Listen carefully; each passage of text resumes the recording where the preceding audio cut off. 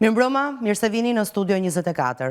E ndërsa Kryeministri Rama përgatit vazhdimin e betejës së tij me drejtësinë pas vendimit të gjykatës kushtetuese që la në fuqi pezullimin nga detyrat e zëvendës kryeministres dhe ministres së infrastrukturës Belinda Balluku, opozita proteston për herë të tretë. Protesta kombëtare e saj pati sërish tjehon ndërkombëtare, mediat ndërkombëtare e pasqyruan gjërësisht atë. Sërish pati mjete piroteknike të hedhura, sërish molotov, sërish incidente, konfrontime.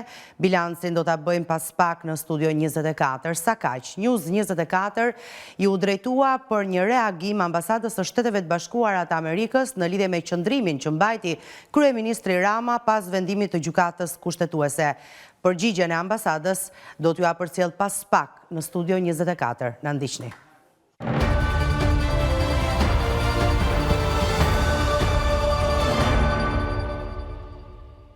Në studio është zoti Edvin Kulluri, sot analist, mirëmbrëma, kënaqësi jemi së bashku.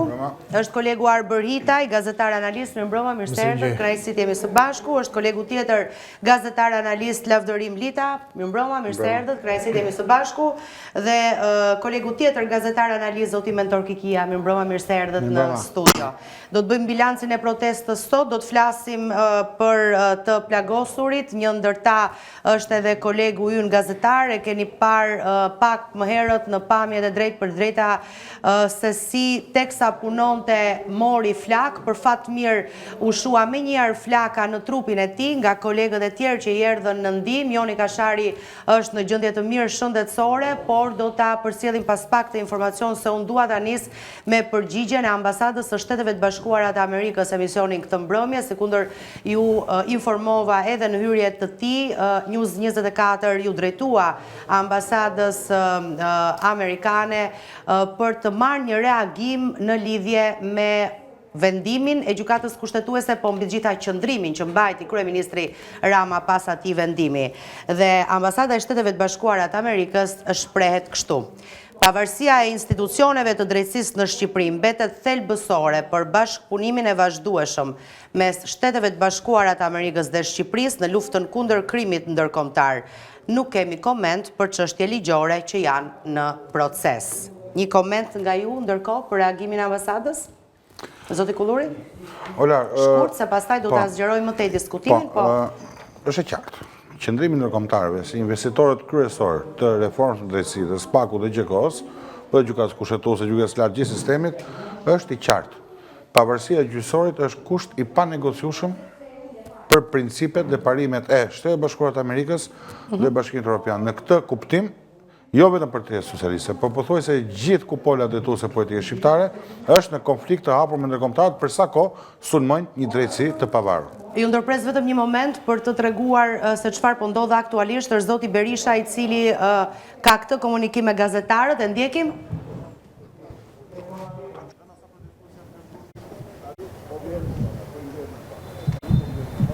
Zotin Berisha ju informoj se ndër të plagosurit është edhe deputeti Bledion Allbati, ai ndodhet i shtruar në spitalin e traumës, kam informacion, është goditur gjatë protestës së opozitës sot dhe është dërguar menjëherë drejt spitalit të traumës, atje ku po merr mjekimin e nevojshëm. Ndodhen pranë tij deputet të tjerë të Partisë Demokratike si Albana Vokshi apo edhe kreu i grupit parlamentar të kësaj partie zoti Bardhi, ndërkohë që edhe kolegu Osman Stafa për pak minuta është duke mbërritur atje. Ne do të përcjellim çdo informacion që vjen edhe nga spitali i traumës, po sidomos do mundohemi të kuptojmë gjendjen shëndetësore të zotit Nallbati. Kam informacion vetëm që është goditur gjatë zhvillimeve të protestës sot, ku nuk kanë munguar në fakt konfrontimet, nuk kanë munguar hedhjet e mjeteve piroteknike, molotovët, uji që ka shpërndar protestuesit, zjarr kemi parë shpesh gjatë protestës sot, madje zjarri ka prekur edhe një prej operatorëve të News 24, për fat mirë është ndërhyrë në kohë dhe ai ka mundur të shpëtoja. Ky është momenti kur operatori News 24 teksa ishte duke punuar dhe duke xhiruar, duke fiksuar në kamerën e tij në majt e atij furgoni që u përfshi nga zjarri, u prek edhe ai gjithashtu. Ka qenë ndërhyrja e menjëhershme e kolegëve, po edhe atyre që u gjëndën ato momente aty, që e kanë shpëtuar për fat të mirë nga rreziku që mund t'i kanose apo jo nga një zjarr që mund të përfshinte pastaj të gjithë trupin e tij. Është ndërhyrë, siç u thash, duke hequr prej trupit të tij xhupin në mënyrë të menjëhershme dhe duke shuar flakët e zjarrit që e kishin prekur atë. Xhensila Kodra është në lidhje të drejtë për drejtë në këto momente me mua për të na treguar së pari gjendjen shëndetësore të kolegut ton, po për të bërë, le të themi, dhe një bilans të gjithçkaje ndodhi gjatë protestës. Protestë e cila u ndoq jo vetëm nga kolegja Kodra, po edhe nga i gjithë ekipi i gazetarëve të News 24, Osman Stafa, Klodiana Lala, Ergjus Gjença, gjithë ishin në terren dhe kanë raportuar nga çdo cep i bulevardit dhe jo vetëm gjithçka ndodhte me protestën. Mirëmbrëma Xhensila. Mirëmbrëma Ola. E para, cila është gjendja shëndetësore e kolegut ton, që u prek nga flakët e zjarrit, e pam në ato pamje rënqetëse? Në fakt do të quajë të pa precedent këtë situatë, duke qenë se turma e protestuesve hodhi molotov jo vetëm në drejtim të forcave të rendit aty ku ndodhej dhe godina e parlamentit, por edhe ndaj përfaqësuesve të mediave. Konkretisht një prej të lënduarve ishte edhe operatori News 24 Aldo Kashari. Fatmirësisht, nga sa kemi komunikuar me të, është në gjendje stabël, në gjendje të mirë, por sigurisht mbetej një situatë kritike ajo e momenteve të para, kur ashtu siç mund të ndiqej edhe në pamje, dukej teksa protestuesit, të cilët në mënyrë të paorganizuar, mund të e quaj, filluan të hidhnin molotov në drejtim të paqarregullta, pra duke pasur parasysh që mes turmës kishte edhe jo vetëm qytetar, fëmijë, por edhe përfaqësues të medias. E konkretisht, fatmirësisht, nga sa kemi mundur të bisedojmë tashmë me operatorin ton Aldo Kashari, ndodhet fatmirësisht në gjendje stabël dhe jashtë rrezikut, ndërkohë që po ashtu bashkë me Aldon, i cili ishte një nga personat që mori plag nga hedhja e molotove nga ana e protestuesve, të lënduar mbetën edhe punonjës policie. Pjesa më e madhe tyre kanë marrë djegje kryesisht në gjymtyr, në këmbë dhe në duar. Janë 14 punonjës policie të cilët u transportuan në spitale, konkretisht duke ju referuar burimeve mësohet se 9 prej tyre janë në spitalin e traumës ku po marrin ekzaminimet, ndërsa 5 të tjerë në QSU-t.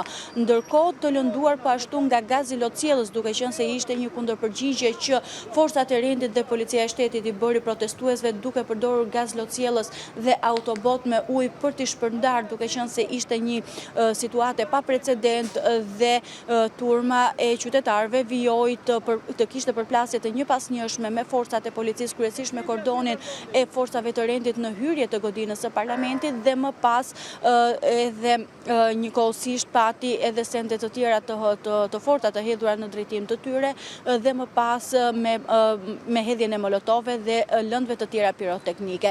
Nga ana tjetër, përveç punonjësve të policisë, të cilët mbetën të lënduar nga hedhja e molotove, një prej të dëmtuarve të tjerë që ndodhet në spitalin e traumës, duke ju referuar të dhënave që kemi mundur të sigurojmë, është deputeti demokrat Bledion Nallbatin, njëkohësisht po ashtu pati të lënduar edhe nga ana e protestuesve disa prej qytetarëve, të cilët patën lëndime nga hedhja e gazit lotësielës. Nëse do të shohim pas krave të mi, tashmë është vendosur që në krye të herës, pra momentet e para që u shpërndan protestuesit nëpërmjet gazit lotësielës dhe autobotëve me ujë të përdorur nga ana e forcave të rendit, është rrethuar perimetri, është zgjeruar, mund të themi, në këtë lloj mase perimetri i sigurisë nga forcat e policisë, duke pritur që në vend ngjarje të mbërrin dhe ekspertët e kriminalistikës për të bërë po ashtu edhe atë që quhet tashmë këshyrjen e një vendngjarje. Ndërkohë, nëse do të shohim edhe me sy të lirë, po edhe më herët kemi vënë re se pikërisht para godinës parlamentit ka ende, mund të themi,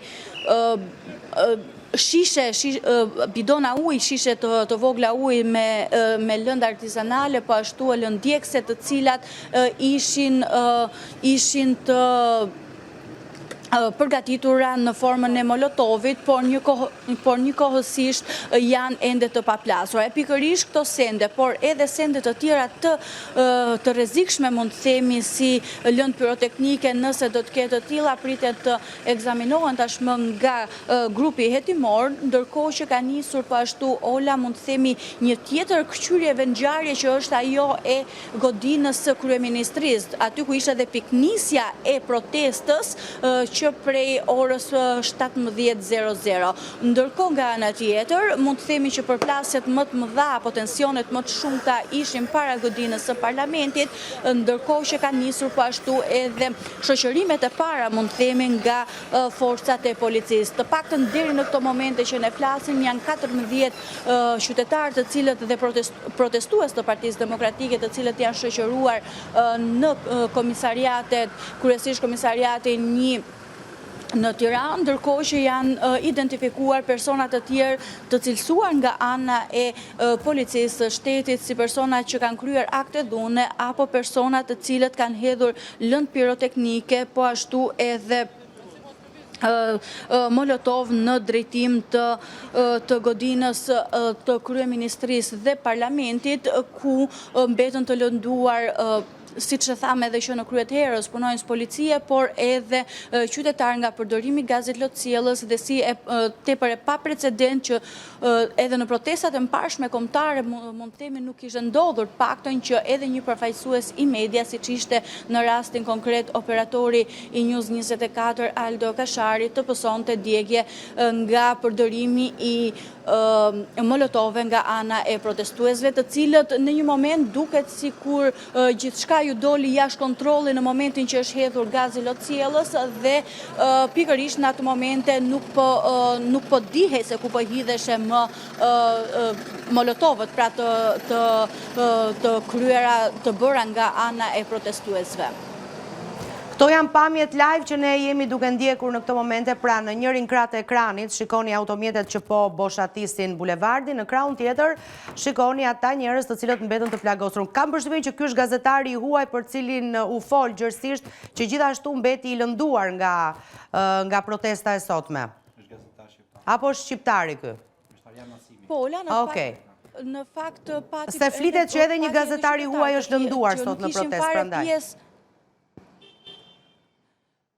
Pati edhe qytetar, po ka zëra, por ende nuk e kemi të konfirmuar qoftë nga ana e policisë apo edhe nga ana e spitalit, nëse kam bërritur dhe ka marrë apo jo trajtim spitalor pra një gazetar i huaj, por ka pasur persona që kanë mbetur të lënduar edhe persona të cilët nuk ishin pjesë e kësaj proteste, por ishin qytetarë të cilët ishin duke kaluar pra në rrugë. Ndërkohë që tashmë siç mund të shihet janë edhe furgonët e policisë të cilët po largohen, janë masa të shtuara të cilat u morën që në krye të herës dhe janë duke u larguar nga ambientet e parlamentit, ndërkohë që në vendngjarje do të vijojnë të qëndrojnë vetëm forcat e rendit që do të mbajnë të rrethuar pjesën e jashtme pra të parlamentit dhe një pjesë tjetër në hyrje në oborin hyrës mund të themi të kësaj godine.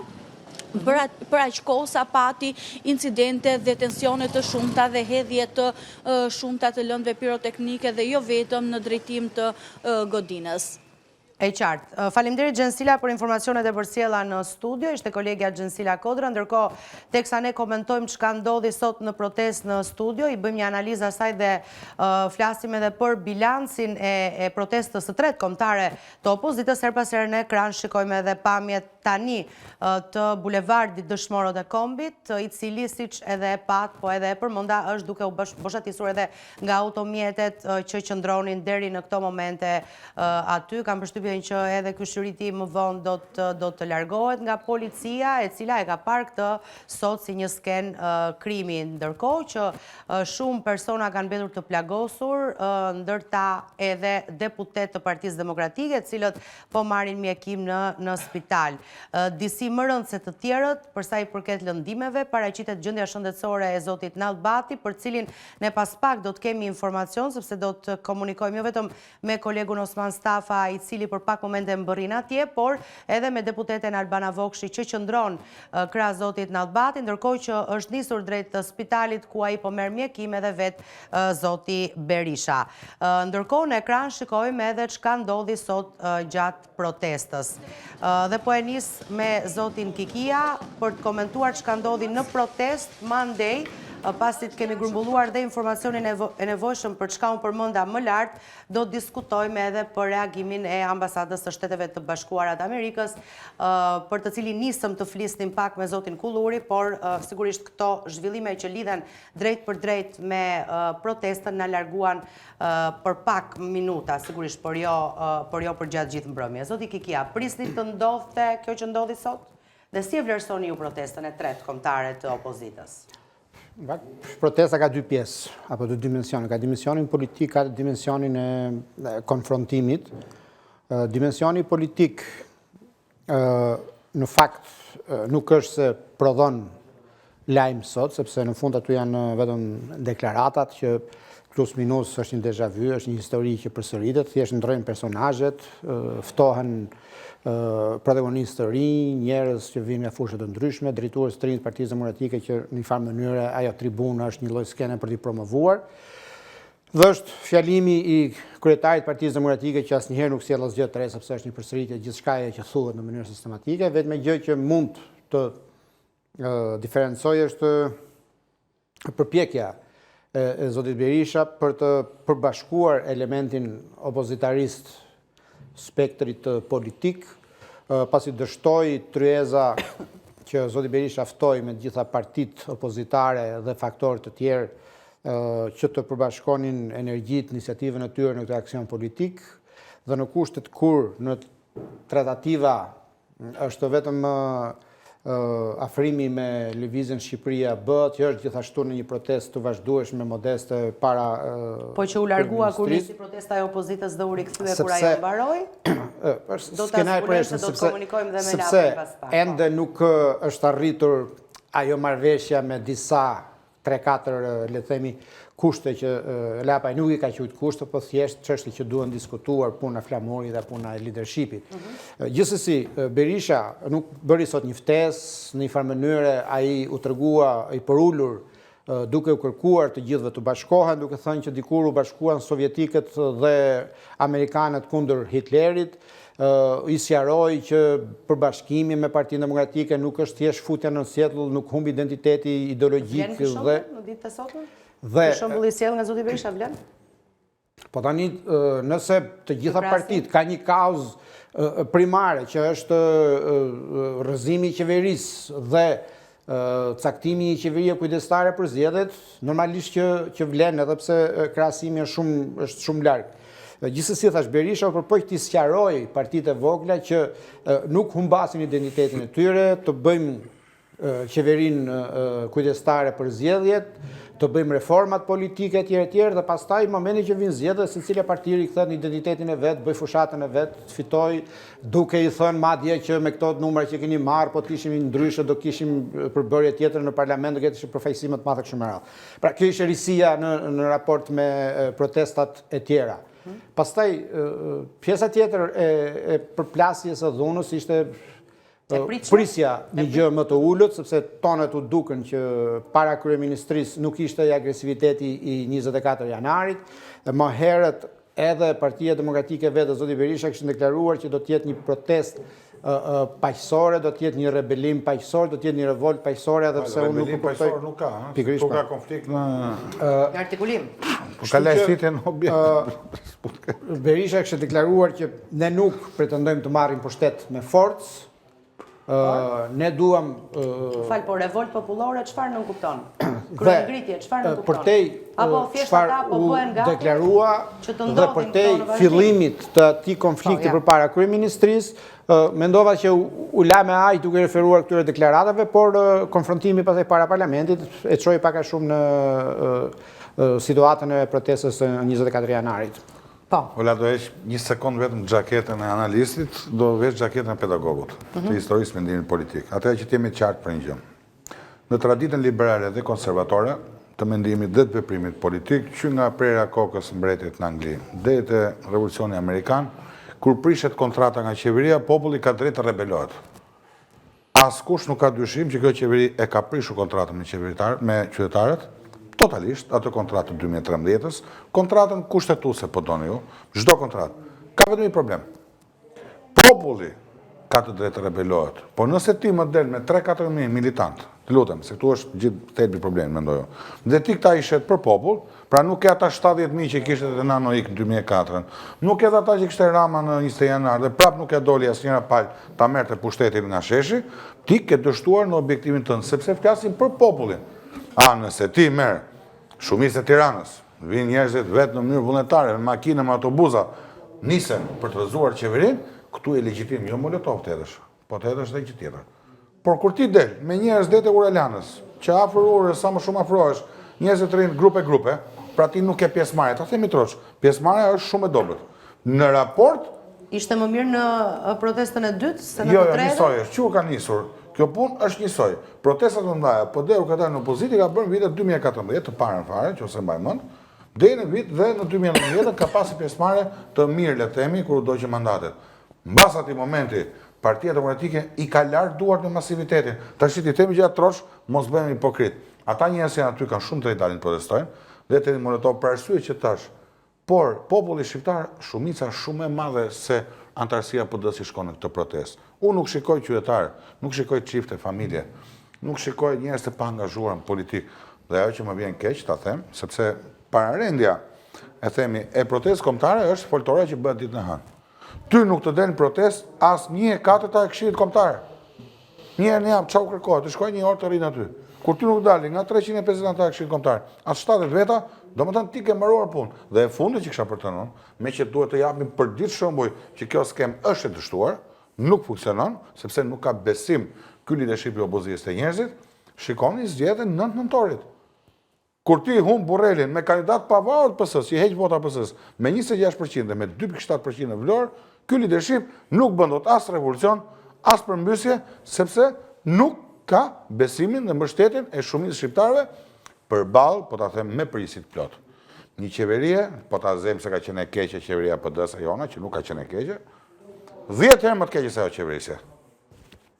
Çfarë është bërë keq nga qeveria PD-s 2005-2013, sot është 10 herë më keq.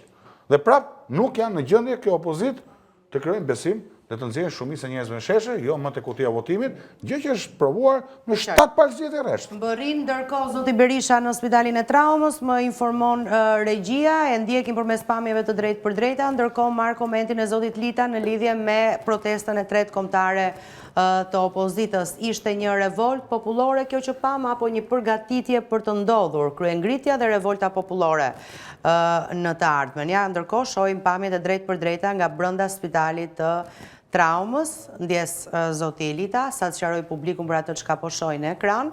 Pritet nga zoti Bardhi, siç thash edhe zonja Vokshi më herët ka qenë atje bashkë me zotin Bardhi, me zotin Gjek Markaj, sepse gjendja shëndetësore e zotit Nallbati në krahasim me të tjerët që u lënduan gjatë protestës së sotme është disi më e vështirë. Kështu që zoti Berisha ka mbritur vetë atje për t'u njohur nga afër me gjendjen shëndetësore dhe pas pak ai do të ketë edhe një komunikim me gazetarët nga Spitali i Traumës. Po, zoti Lita. Po. Ne kemi një protest Partisë Demokratike, që është një protest... Opozitës, se janë ndalatët, ishin ndalatët të pranishëm. Ishte edhe kujtim gjyqësi dhe shumë të tjerë. Dhe mendoj që është një protest serioze, sepse ne këte opozit kemi, laj thaj dhe duhet ta pranojmë.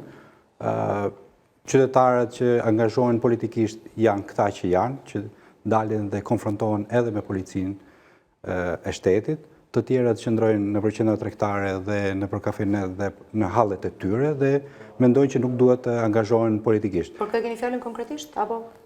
Jo, qytetarët nuk angazhohen. Nuk angazhohen, ne shikojmë në lagjet ku jetojmë që ata janë të painteresuar për të marrë pjesë në aktivitete politike dhe kjo është një problem i partive politike që nuk afrojnë dhe nuk frymëzojnë qytetarët për t'u bashkuar. Ose dhe apatia që ka plakosur në përgjithësi popullin shqiptar duke patur parasysh këtë mënyrë politikë bërje. Por ne këtë opozit kemi. Jo duke u kanalizuar tek njëra partie ka fjalën, në përgjithësi tek politikë bërja. Ne këtë opozit kemi. Do thonë, ne duhet ta pranojmë që këtë opozit kemi, kaq mund të bëj në raport me përballjen me qeverinë. Dhe duhet jemi të dërgjeshëm që më shumë se kaq, pra më shumë se ana piroteknike e fishek zjarreve, molotove, ne nuk do t'i kërkojmë dot Partisë Demokratike apo partive të tjera, sepse marrja e armëve apo sendeve të tjera nuk është se legjitimon marrjen e pushtetit në konjunkturën europiane apo në proceset integruese ku është Shqipëria. Mund të shkojmë tek puna konkrete për të bashkuar mirëfilli opozita, për të krijuar besim tek ata njerëz që mos qëndrojnë në qendra tregtare, po të jenë krah tyre në kauzat e ndryshme që bën në fakt për Shqipërinë në fund të ditës, apo jo? Personalisht dhe modestisht kam hequr dorë duke për të dhënë mend opozitës dhe leadershipit Partisë Demokratike, sepse mendoj që ata e dinë këto gjëra që ne themi në studio, bëjnë dhe kanë zgjedhur të veprojnë në këtë mënyrë dhe nuk ka burr nëna që ja ndron mendjen ndryshe. Dhe ata janë të vetëdijshëm, ne mos bëjmë sikur ata janë fëmijë dhe ne duhet t'i mësojmë se si të sillen dhe kush është e mirë është e keqja. Realiteti ky është dhe ne duhet ta pranojmë. Në çdo palëzjedhje ne kemi një reduktim të numrave të. Kur gabon nuk e kupton që po gabon. Madje mendon se askush nuk po e shikon që po gabon. Si shpesh po thotë është problem. Prandaj ndoshta tani aty ka njerëz që janë qenë në 92-shën në politik. Pra kemi zotin Berisha, kemi zotin Tritan Sheu, kemi ata pak më vonë Topalli, Edi Paloka dhe shumë të tjerë që dinë se ç'është politika, janë përballur me qeverisjen, me shtetin dhe dinë se çfarë po bëjnë. Nuk po them që ata nuk e dinë se çfarë po bëjnë. Ata kanë zgjedhur të këtë gjë. Dhe kjo është një fatkeqësi apo është një, si them, një urim që qeverisja, majoranci ju bën vetes saj që sa më shumë këta të drejtojnë Partinë Demokratike, aq më mirë për këta, sepse ne shikojmë që deputet, ministra, zëvendëskryeministra po shkojnë drejt qelisë, ama pushteti nuk tundet, pushteti forcohet përkundrazi. Dhe kjo është ajo që ne po shikojmë me sy. Dhe ne ja kemi thënë edhe më përpara që Partia Demokratike duhet të shtojë radhët e saj dhe si duhet ta bëjë, por ata nuk të dëgjojnë. Dhe kjo është ajo që është, kjo është realiteti. E kuptoj. Shiko, ka një gjë. Për itës e vërtetës, unë mendoj që protesta ishte në rregull, nuk është se pati në një problem të jashtëzakonshëm dhe unë mendoj që opozita, pavarësisht situatave, ka një lloj crescendo, ka një lloj fokusi më të madh për të bërë protesta më masive nga protestat që ka patur më parë. Crescendon ku e shikoni konkretisht? Për shembull ka një motivim. Jepni një shembull që ta kuptoj. Pra unë shikoj më motivim nga mbështetësit e opozitës. Pra më parë nëse ata Zoti tha atje janë vetëm militantë. Po mirë, unë ndjekim pak zotin Berisha, ndjes. Bledon Nalbati ka një hematom në indet e buta dhe sipas protokollit të spitalit do të qëndroj në observim për një kohë të caktuar për të parë nëse do ketë pasoja tjera nga goditja, pasoja të vonshme quhen nga goditja apo jo. Por njëkohësisht mësohet se urdhërdhënësi është kriminali i damkosur Sokol Bishga, njëri nga figurat më të urryera dhe kriminalit më të damkosur me uniformë në Republikën e Shqipërisë. E garantoi Sokol Bishgën, i cili e goditi deputetin me urdhër të Edi Rams se do ketë përgjegjësi gjerë ditën e fundit të tij. Ky akt i shëmtuar, Sokol Bishga është njeriu që jashtë djeg kolegun makinë që ta dini ju dhe ja ka mbath kur banditët në Sarand kanë djeg 16 vetin. Ky është i paftyri Sokol Bishga që duhet ishte dekada në burg dhe tani komandon policinë. Një hero, një guximtar i vërtet, u dogj nga bandat në makinë dhe Sokol Bishga shpëtovi. Ja, ky është Sokol Bishga që e mban Edi Rama. E ka apo se ka atë valin gjë, nuk e di. Se s'mund të them se mund të jenë gjë, mund të jetë koincident mbi emrat. Por Sokol Bishga është kriminali që ka zbatuar sot urdhën e Edi Ramës. Është goditur. Edhe tjetër. Unë shpreh edhe mbështetjen dhe keqardhjen time më të madhe për gazetarin e News 24, por operatorin, por dishmitar okular rotull, thonë që flaka ka ardhur nga ana e policisë dhe jo nga ana e protestuesve. Kjo sigurisht nëpërmjet filmimeve, prandaj ju lutem shumë edhe ju të kontrolloni të gjitha filmimet, sepse të dhënat janë që mjeti ose e ka kap policia ose hedhur drejt operatorit, por sjelljet e policisë, sjelljet e banditëve, sjellja e Sokol Bishgës është një sjellje kriminale e paparë dhe unë e garantoj këtë bandit. E garantoj se do jetë përgjegjës për ditën për dhunën shtazore, kafshërore të përdorur ndaj protestuesve.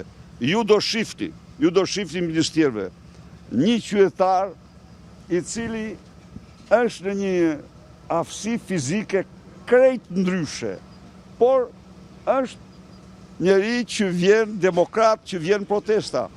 E kanë kap në mënyrën më kafshërore. E hudhin mbi tela, e hudhin sikur të ishte një jo njeri, po sikur të ishte një objekt, që të gjitha këto janë vepër e kriminalit Sokol Bishga. Sokol Bishga, thash dhe një herë, është njeriu të cilin shpirti i Gjergj Mehmetit do ta ndjek edhe në Vorr, atje ku shkoj. Jo uniform polici, ky bandit, jo uniform polici, po ky duhet ishte për tradhti të lartë të kolegut ti në mision, në detyrë, që e dorëzoj tek bandat e Delvins apo Sansa në territorin, dhe vetë shëndoshe mirë sot ky komandon policin. Ja, ky është Edi Rama me çfarë komandon policin. Zoti Berisha, arritë të flisni me mjekës në lidhje me gjendjen e zotit Nallbati, por edhe nëse ka qytetarë dhe protestues të tjerë krahas efektive të policisë të lënduar tek trauma. Nuk u informova për të tjerë, nuk mora vesh se ka, po nuk ka. Për sa i përket policëve, janë të keq përdorur.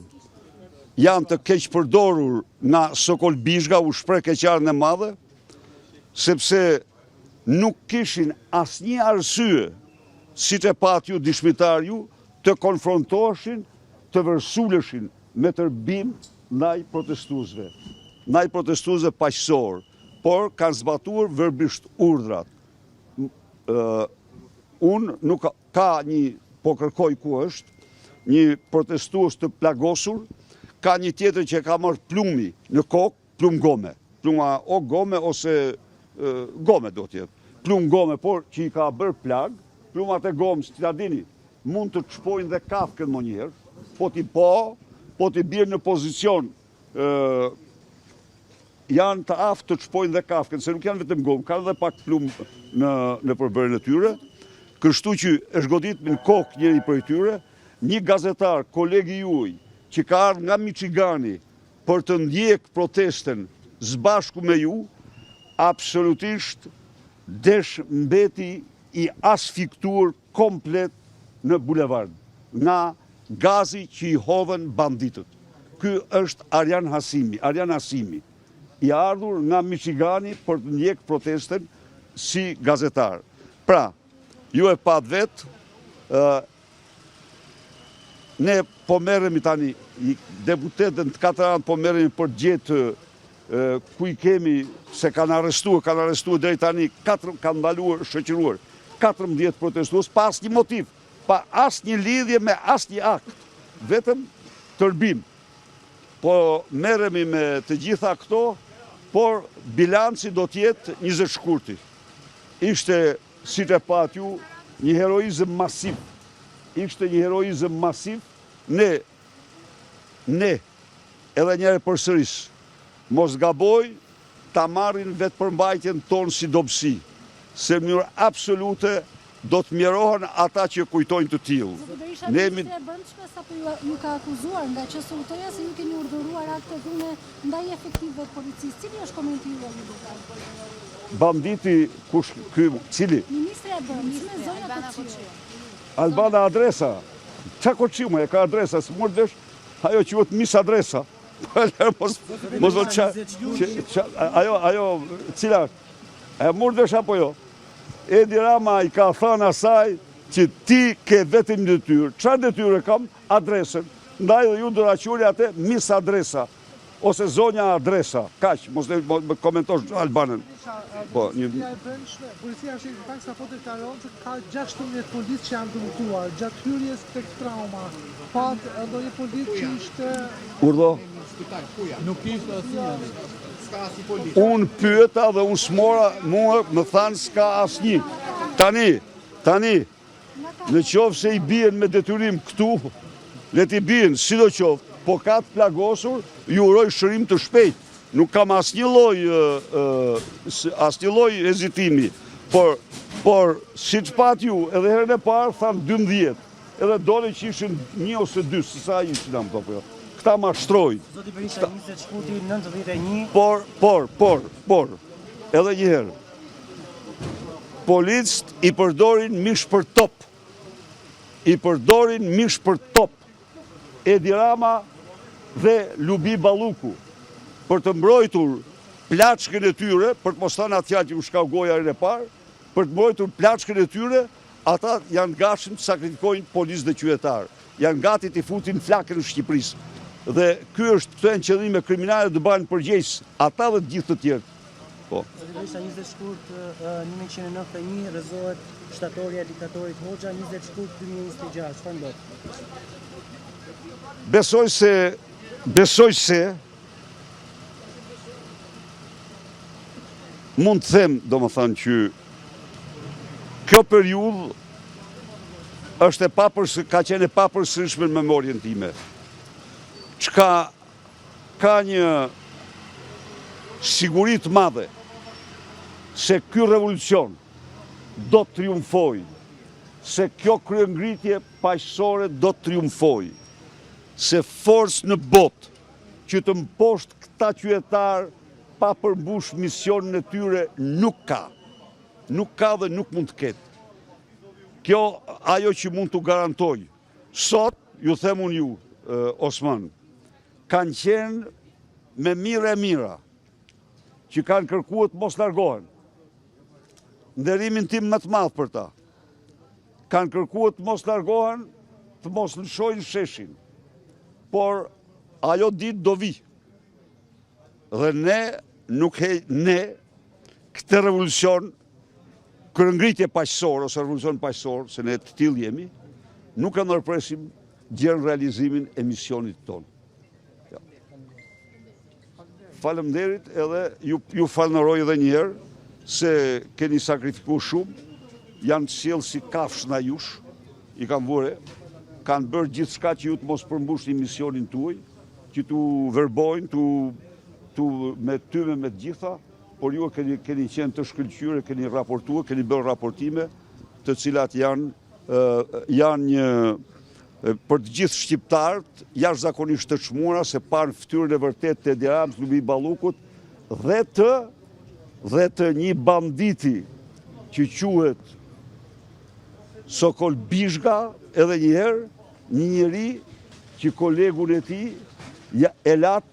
doli vetë dhe ata ja dogjen të gjallë në makinë, Gjergj Mehmetin, dëshmorin e kombit. Mirë pa. Ndoshëm zotin Berisha live nga Spitali i Traumës, dhe ndër të tjera dhe informacion për sa i përket gjendjes shëndetësore të zotit Nallbati, i cili sipas tij ka një traumë në kokë dhe për këtë arsye duhet të qëndrojë shtruar në spital. Sipas zotit Berisha, ai është goditur nga Sokol Bizhga. Ndërkohë bëri të ditur se do të mobilizohen shumë shpejt opozitarët, por jo vetëm, pra edhe qytetarët, për të mos e lëshuar më sheshin. Është një kërkesë sipas zotit Berisha e artikuluar së fundmi nga të gjithë, por duhet, me sa duket, të ketë ky proces përgatitjet e nevojshme në mënyrë që sheshi të mos lëshohet më. Megjithatë, kjo revolt popullore, siç e konsiderojnë demokratët, do të kulmojë në datën 20 shkurt. Pra, edhe mbrëm në Studio 24, ky lajm u dha nga zoti Flamur Noka se protesta e radhës do të jetë pikërisht data 20 shkurt. Rikthehemi sërish zoti Berisha me gazetarët. Kjo është përgjigja që kam. I ka sjell krejtësisht kot për të simuluar sikur ishin plagosur asnjë plag, asnjë gërvishtje. Se i referohet numrit të plagosurve për të cilët zoti Berisha nuk beson se janë aq. Megjithatë, unë pas pak do t'ju lexoj edhe njoftimin zyrtar që vjen nga Policia e Shtetit, po linja do t'i kaloj kolegut Osman Stafa, e pashi ishte gati për të komunikuar me studion qendrore të Studio 24. Osman, mirëmbrëma, jemi live së bashku, ju ndodheni tek Spitali i Traumës tani, po? Atëherë jemi tek Spitali i Traumës, ku kreu i Partisë Demokratike, Sali Berisha, mbriti këtu për të parë gjendjen e deputetit Partisë Demokratike, Bledion Albati, i cili u raportua se ka marrë goditje të rënda në kokë dhe djegje në fytyrë në tentativën e fundit që bën protestuesit për të tentuar çarjen e kordonit të policisë përpara Kuvendit të Republikës së Shqipërisë. Ndërkohë nga njëra anë ka pasur një raportim gjithashtu i cili ka qenë rreth 30 minutave më parë, ku u deklarua se janë 9 efektiv, 2 të ardhur nga QSUT. Është updateuar në fakt ky informacion, do ta lexoj pas pak për publikun. Ajo që doja të dija është çfarë konkretisht i referoi zoti Berisha momentit të fundit kur ju drejtua gazetarëve, për çfarë e kishte fjalën? Sa po Osmanit bëhet gati, ndërkohë unë po lexoj, keni një koment për zotin Berisha? Jo, kisha një koment sepse është e vërtetë që policia ka një sproporcion në minutat e fundit apo në momentet e fundit të mbylljes së protestës që angazhohet të dhunoj kushti dali përpara, dhe kjo ka ndodhur edhe në protestën e mëparshme. Ka një tendencë që brenda forcave të policisë që ta shpërndajnë me dhunë protestën në finale, dhe këtë e bën afër Kuvendit dhe afër selisë së Partisë Demokratike. Nuk e di pse e bën këtë, por duket sikur është një skem që ripërsëritet, dhe goditja e deputetit Partisë Demokratike, i cili nuk është se ishte i përfshirë drejt për drejt në akte dhune me policin, po proteston nga ana tjetër e rrugës dhe sulmi drejt për drejt me 20 policë, më duket pak jo proporcionale në raport me atë që u tha, pra agresivitetin e deputetit. Mendoj që duhet ketë një hetim nga AMP-ja për këto standardet që përdor policia, dhe sigurisht provokimi që bëhet afër selisë së Partisë Demokratike, ku është një zonë pa ndriçuar, është një zonë pa kamera ku mund të ndodhi gjithçka dhe duhet ketë më shumë vëmendje nga ana e policisë. Dhe kjo pa edhe në protestën e mëparshme. Uroj që mos të kërkohet me çdo kusht incidenti në finale për të njëllosur protestën. Ju thoni është e qëllimt.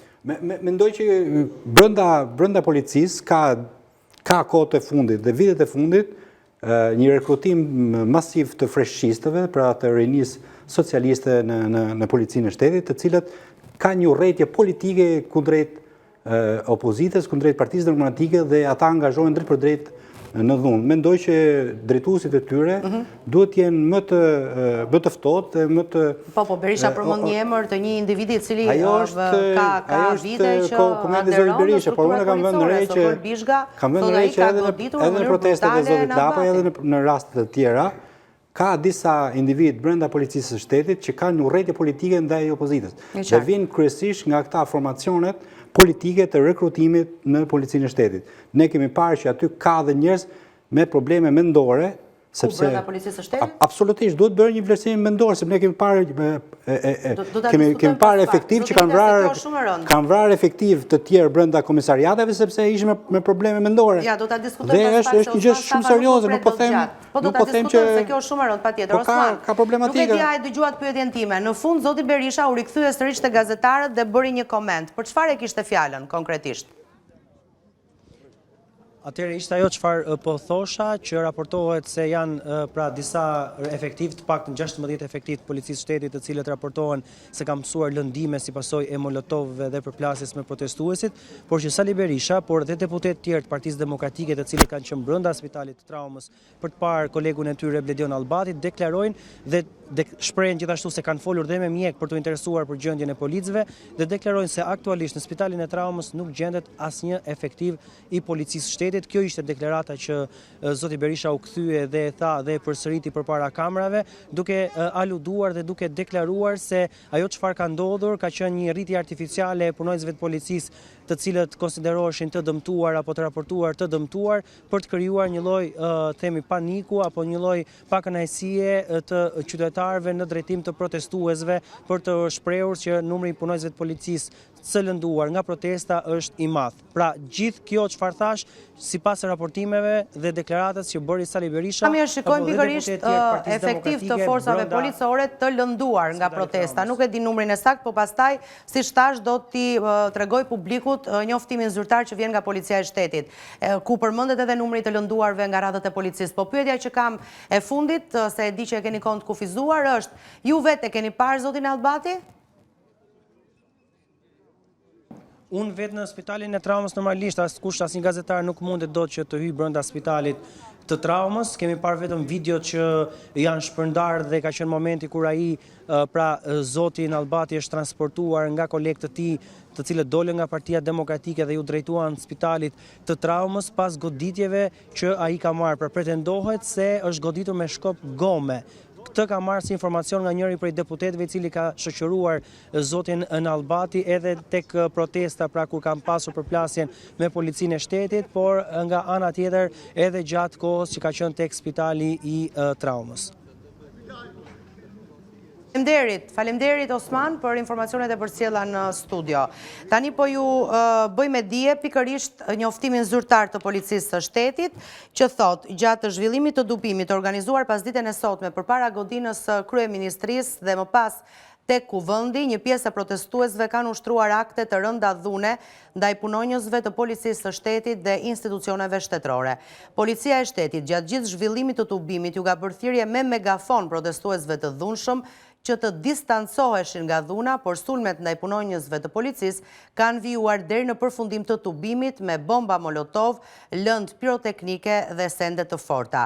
Si pasojë e sulmeve drejt policisë u dëmtuan 16 punonjës policie, të cilët janë transportuar në spital për ndihmë mjekësore, pasi kanë pësuar djegje dhe dëmtime fizike. Këtu nuk specifikohet nëse janë transportuar tek Trauma apo tek QSUT-ja, për të qenë transparent me publikun gjithmonë. Policia e shtetit thekson se ka qenë e angazhuar gjatë gjithë tubimit për garantimin e rendit dhe sigurisë publike, si dhe për të siguruar ushtrimin e së drejtës kushtetuese të tubimit paqësor. Strukturat ligjzbatuese po dokumentojnë të gjitha rastet e dhunës me qëllim identifikimin dhe nxjerrjen përpara përgjegjësisë penale të autorëve në përputhje me legjislacionin në fuqi. Policia e shtetit mbetet e vendosur në përmbushjen e misionit të saj për garantimin e rendit, sigurisë dhe sundimit të ligjit, duke falenderuar qytetarët që kanë bashkëpunuar dhe janë distancuar nga aktet e dhunshme, si dhe gazetarët dhe punonjësit e medias për transparencën që kanë ofruar për publikun. Pra zoti Lita, këtu thuhet se në fakt policia është sulmuar her pas here, pavarësisht thirrjeve të vazhdueshme që i ka bërë protestuesve dhe si rrjedhoi në momente të caktuara, ajo edhe ka reaguar. Pamjet janë serioze, janë të vërteta. Policia është dhunuar nga protestuesit, nga molotovi, dhe nga ana tjetër efektivet e policisë kanë dhunuar protestuesit. Dhe kjo është e qartë.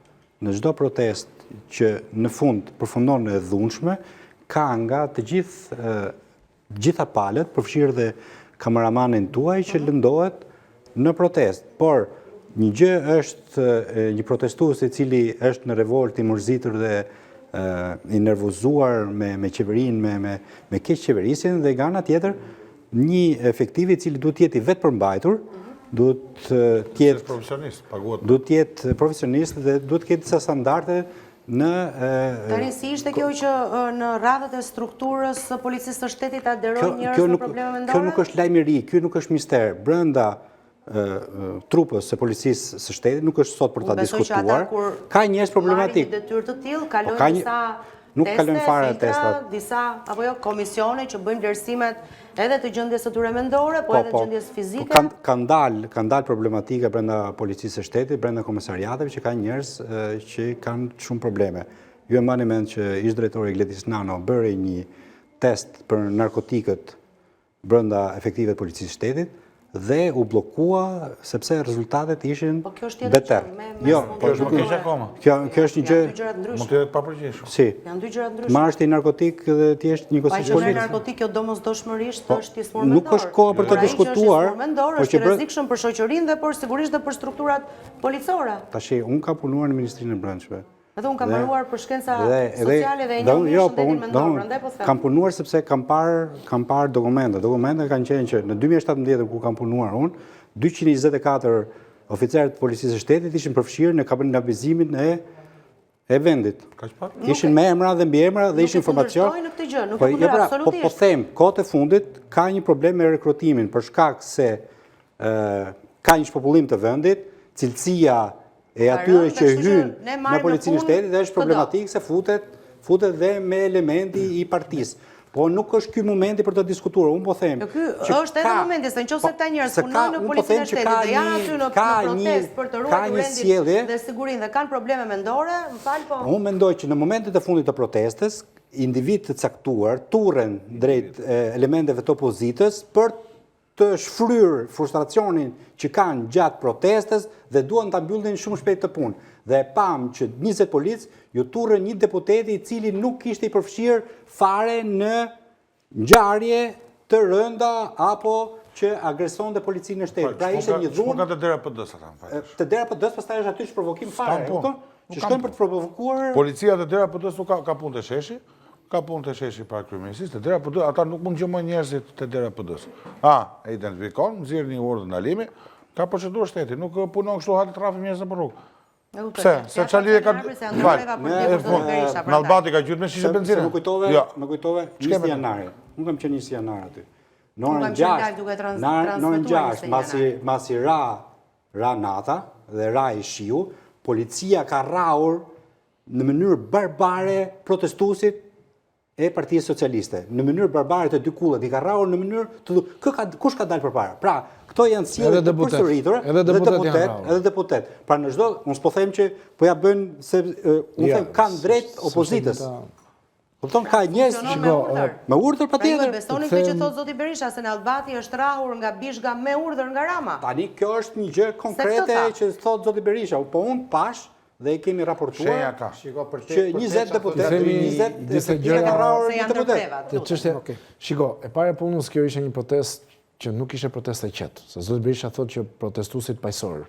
Pjesa e kryeministisë ishte deri diku një protestë, do ta quaja normale, u hodhën fishek zjarre, u hodhën disa molotov, ishte okay. Po pjesa e parlamentit nuk ishte okay, sepse u hodhën molotov brenda turmës ku ishin policët. Pra janë hedhë molotov dhe molotovi, po nuk reagove shpejt të djeg, vdes. Absolut. Tani që t'jemi realistët, pamjet janë atje. Molotovi është armë. Pra, policia... Molotovi skaduar ishte hedhur nga policia. Jo, flasim, jo gaz lotësielës me molotov. Po molotovi është zjarr. Ka diferencë. Teknike, molotov, gaz lotësielës, ujë, gjitha u përdorën. Molotovi jo, po ka një gjë.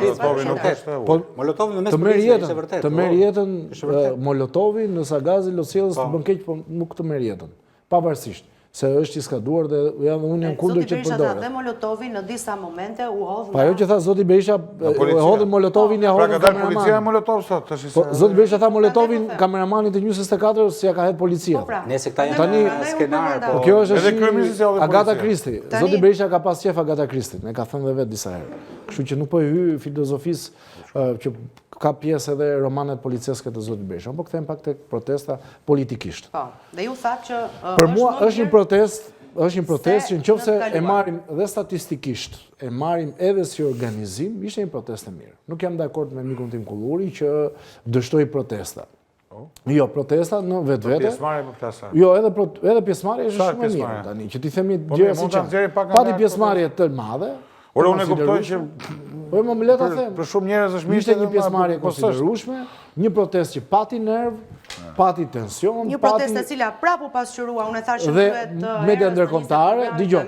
Problemi ku është?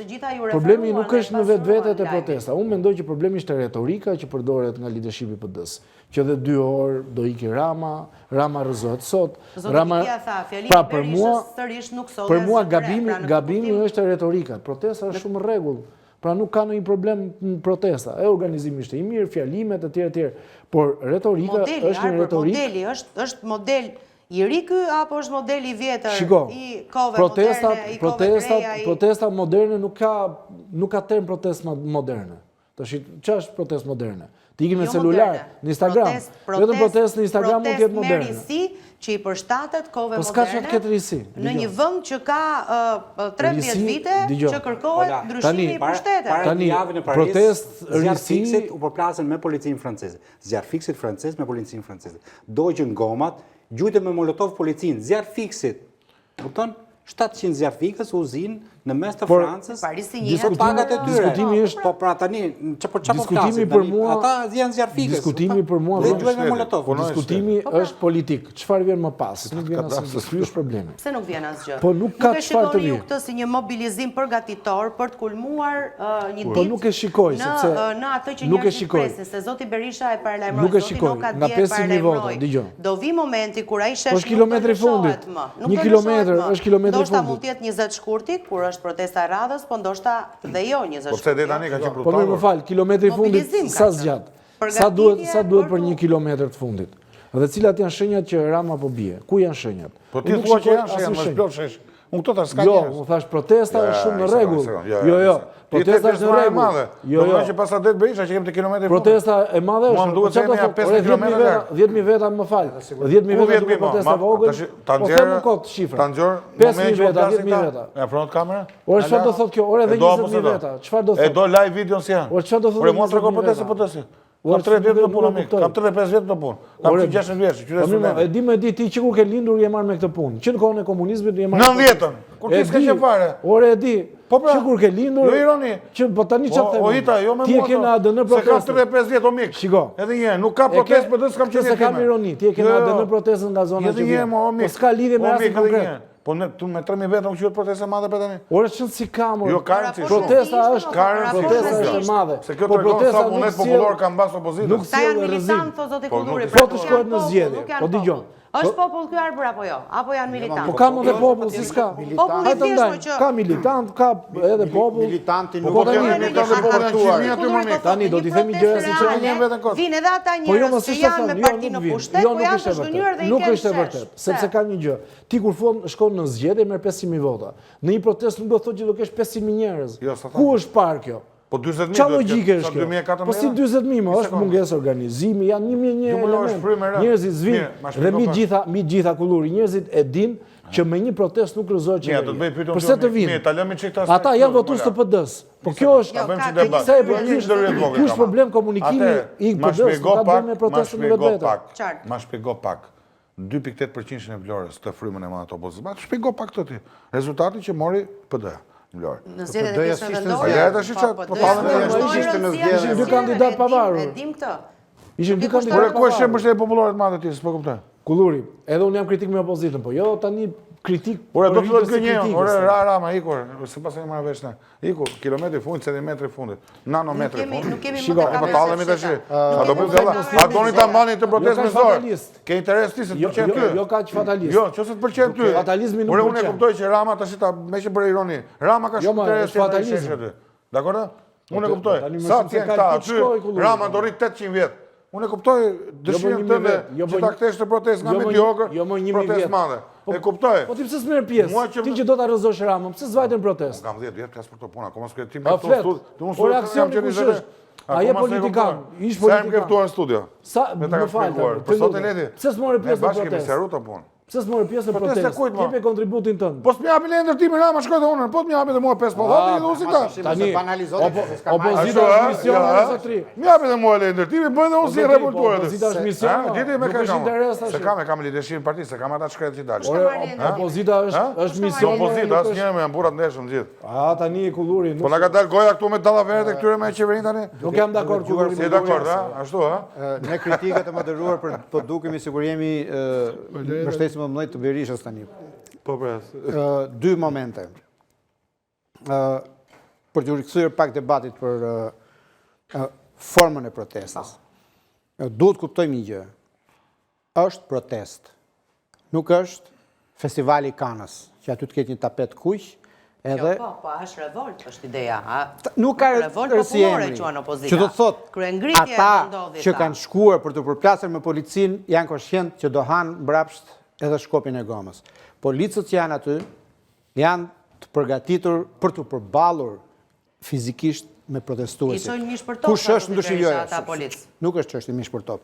Kush është ndryshimi?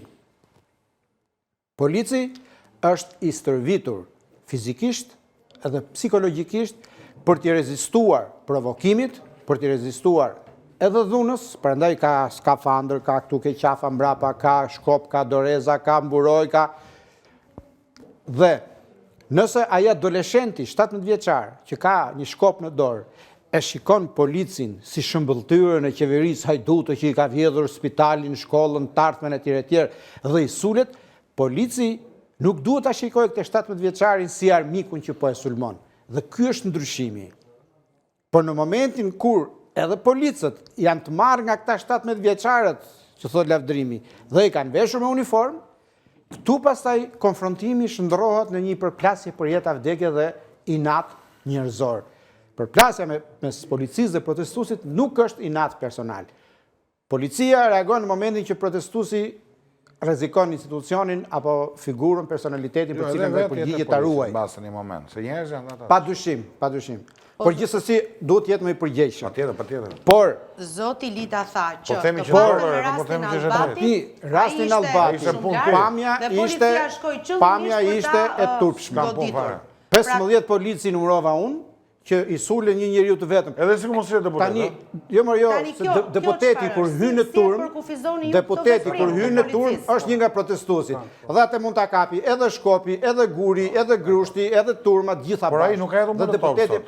Por se ti identifikon njeriu që godet. Në momentin. Atë se dim. Në momentin bëjmë pra këtë, po thotë lavdërimi që ka njerëz pa përgjigje polici. Një turm 15 policësh i sulen një individ, qoftë ky protestues, agresiv, pa agresiv, si ishte duke djegur... La arrestoje në furgon, qojnë policia. Tregon një lloj ekstremizmi të policisë. Më fal, ka dhe më kese kaq, do të them diçka. Pse duhet ta bëj policia? Po sepse si kishte thënë lek bosh, do të them diçka më të në fund të një proteste, ekstremizëm politik. Ky është rreziku dhe nuk ka përshtypjen se kjo gjë aty ka dhe kontingjent kriminal. I bën dëm në mesin e protestuesve. Të policisë. Po që 2015 protestë kemi bërë inteligjeni. Pas policiu me grupet kriminale të Tiranës. I bën dëm vetë policisë, sepse nëse në Albani, si e ka deputeti. Psoj një plagosje sot. Hematon, në kohë, Vidjaja që 15 policë sulmojnë një individ që është deputet, është në dëm të policisë. Dhe duhet jetë vetë policia që duhet mbaj qëndrim për këtë rast. O mentor, të ndërpres pak të bëjmë çik serioze të... Jo, e fundit. Ne kemi të dhëna të qarta që pjesë të drejtuesve të lartë policisë shtetit kanë dalë në dosje Spakut si bashkëpunëtor të krimit të organizuar. Po apo jo zotri, se ti më jesh me kronik më shumë se ka. Ktu është më keq se kaq më. Unë ku ta gjetjet militant PS-s. Ktu ka njerëz të lidhur që punojnë me grupet kriminale. Me grada nën komisar. Në nivel drejtuesish, jo polici thjesht i cili është aty për të bërë detyrën. Po, ma. Po ti e di që o zonjë, këtu përdoren policë për të mbrojtur njerëz në kërkim. Atëherë pas ka të drejtë zoti Berisha, që këta njerëz përdoren mish për top. Fali sekondë, të kam thënë herën aty që ka Berisha konstatimet gabim, atë kam thënë se është Berisha zgjidhja. Ne nuk po diskutojmë a ka gabim Berisha ato që thotë, në shumë gjëra, se ka dhe shtesa, po atë si gjithmonë. Normal, se në politik do i shtosh, do i zbukurosh. Ka një problem. Ti ke një numër shumë të lartë policës të përfshirë në kanabizimin e vendit 2015. Numër shumë të lartë, ka një raport të Shishit që u lexuan në mbledhjen e Këshillit të Sigurisë Kombëtare, ku ishte Meta president, që nuk u bë publikur. Me mira qytetar dhe qindra efektiv policisë të përfshirë në ruajtjen e parcelave. Qa pret nga këta tani? Nga këta individ, qa pret? Ama që ka policë të ndershëm. Absolutisht po. Shumica janë të ndershëm, nuk diskutohet. Po nga këta nuk presin që më shumë se kaq. Këto të ndershëm ta janë protest, kjo është ideja. Për ta përmbyllur policët, po patjetër që ka policë të ndershëm, shumica të ndershëm. Konfrontimi mes policisë dhe protestuesve është një gjë mëse normale. Në çdo vend ku ka protesta të dhunshme, konfrontimi është absolutisht por kundër përgjigjja e policisë është në ajo që quhet proporcionale. Ndaj ka një protokoll. Kur duhet përdorësh këtë mjet, kur këtë mjet, kur këtë mjet. Ktu pastaj përdoret, i fundit përdoret i pari për të rënë rahat, po ky është sërish problemi. Më fal, dikush më e bukur që ankohet sot Erion Braçja me këta të tjerët për dhunën, ndërkohë që ta 20 janar e kanë godit policinë 7 orë me gur dhe me shkopi. Po këta. Pra ne këtu është këtë besosh më parë. Okej, do shkojmë në një hapësirë publicitare. Diçka të fundit për shkak. Jo, thjesht dohet mbyllja çështjen e protestës, edhe për të folur për dimensionin politik. Po, do vijojmë ta diskutojmë në pjesën e dytë, ku do të kemi edhe një lidhje të drejtë për drejtë me Adriatik Lapajn për të kuptuar se çfarë ndodhi me të, qëndroi apo jo në protestën e opozitës, apo u largua dhe u rikthye sërish në protestën e vet përpara kryeministrisë kur përfundoi protesta e opozitës së bashkuar. Do ta zbulojmë pas pak në një komunikim të drejtë për drejtë, ndërkohë që do të diskutojmë në studio në pjesën e dytë edhe reagimin e ambasadës së Shteteve të Bashkuara të Amerikës në lidhje me qëndrimin që mbajti kryeministri Rama pas vendimit të gjykatës kushtetuese që la në fuqi pezullimin e zonjës Balluku nga zëvendës kryeministre dhe ministre e infrastrukturës. Kthehemi pas pak.